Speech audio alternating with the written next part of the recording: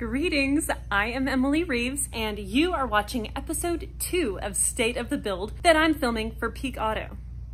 Love those guys. On this series, we visit meaning the new kind of visit is video chatting. Dang it, freaking virus. We're making the best of it. I am visiting friends and fellow YouTubers that have cool builds that you guys might appreciate because I think they're pretty rad. We would love to hear your feedback. Be sure to like and subscribe and post below what vehicles, builders, YouTube channels that you would like for us to check in on. I'm really excited for this episode because my buddy Derek with Vice Grip Garage has a real unique taste in vehicles and he's never short of awesome stories. He's got a new build that I am really excited to hear the story on, and I hope you guys like it too. Let's check in with him. Derek, what's up, dude?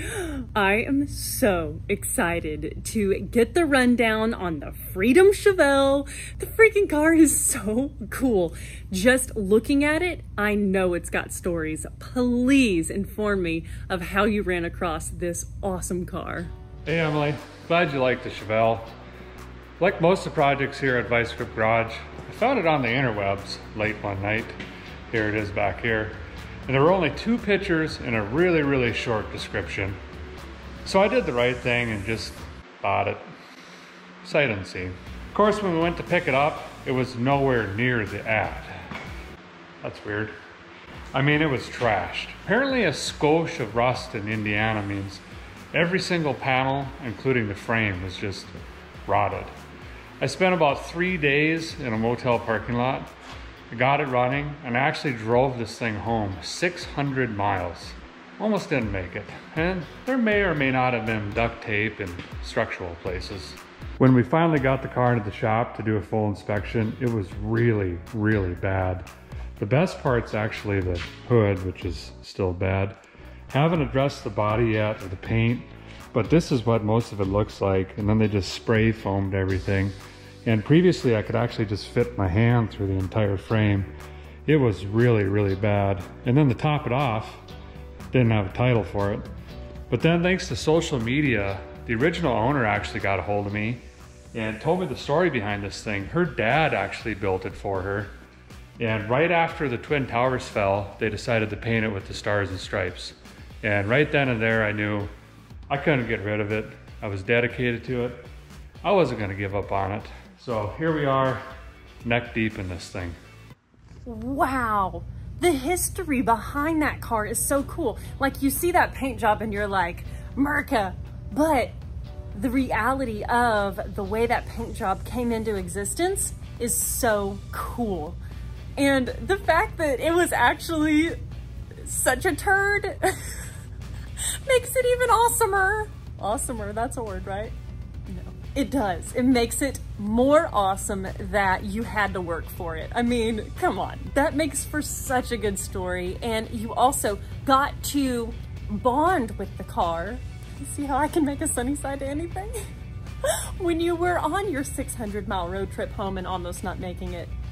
That is so friggin' rad, dude.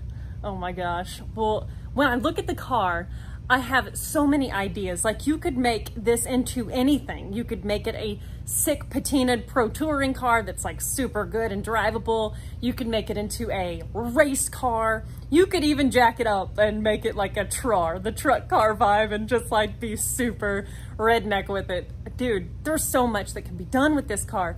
What is the plan? I can't wait to hear. Well, between the title issue and the maybe questionable frame, and then just needing an excuse to travel, we've decided to make this a dedicated burnout car. So literally purpose built for nothing but shredding tires. Of course it's gonna be a dedicated burnout car. I mean, why did I not think of that? There were a lot of images in my mind of like what the car could be. Of course that's what it's gonna be. Dude, I fully support this. Everybody that's watching this video should just go ahead and like this video just because of this idea.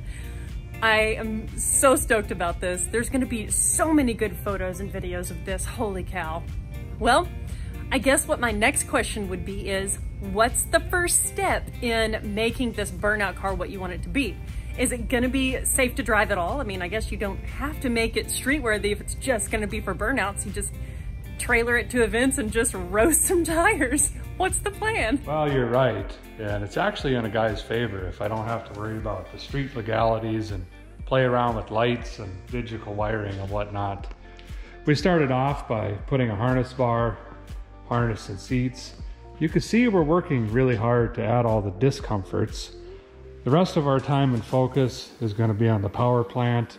You're getting power to those rear tires. I love your style, dude. I love your style. I cannot wait to see this build unfold, and it's just gonna be so rad. Well, I gotta know, lay it on me. What's the power plant gonna be?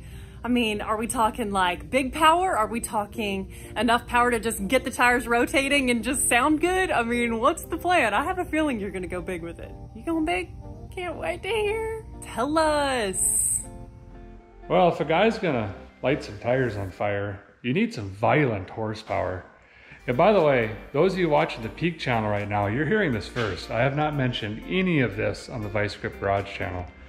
But basically, we're gonna take a Chevy big block, similar to this one. The actual one's at the machine shop right now getting some work done.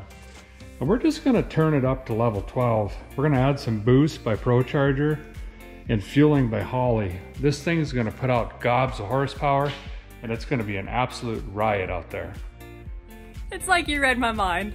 Dude, I'm such a proponent of boost. This little car right here is my lesson in boost being a game changer. I am so pumped about this car. I hope everybody watching is just as pumped as me, or even just slightly as pumped as me, because I can make up for those of you that aren't pumped about it. If you would like to see the unfolding of this build, be sure to go subscribe to Vice Grip Garage. Derek and his family, his amazing wife, and his sweet boys, they are so awesome, and I admire them so much. I know how much work it takes to run a YouTube channel, and yeah, they're killing it. They're doing amazing. Derek, thank you so much for taking the time to make these videos back and forth. I'm so ready for this virus junk to be done so that I can come actually see you guys. Thank you so much for taking the time to show us that amazing car, and I cannot wait to see the build unfold. Thanks, Emily. You guys are welcome up here anytime. I also want to say thank you to Peak really quick, which, by the way, I use their product in literally all of my projects. And also to Emily and Aaron over at Flying Sparks Garage. Those guys also do a fantastic job with their YouTube channel. And quite frankly, if you're not subscribed to those two channels, what are you even doing at this juncture? Anyway, thanks for watching. See you later. If y'all have YouTubers that you love watching, or a certain build that you would love an update on, please post below and give us a suggestion. I would love to reach out to them and see what kind of cool car stuff we can dig up. And you may see one of your favorite YouTubers on an upcoming episode of State of the Build. You know, it doesn't always make sense to buy crazy, broken, busted up cars. But man, when you actually do, and you work hard to get them home or make memories in them, those moments are invaluable. You learn so much about yourself and about tenacity and not giving up. I give that Vice Grip Garage crew so much credit for persevering and making memories. And chances are, he'll continue to do really cool stuff and inspire others to do the same.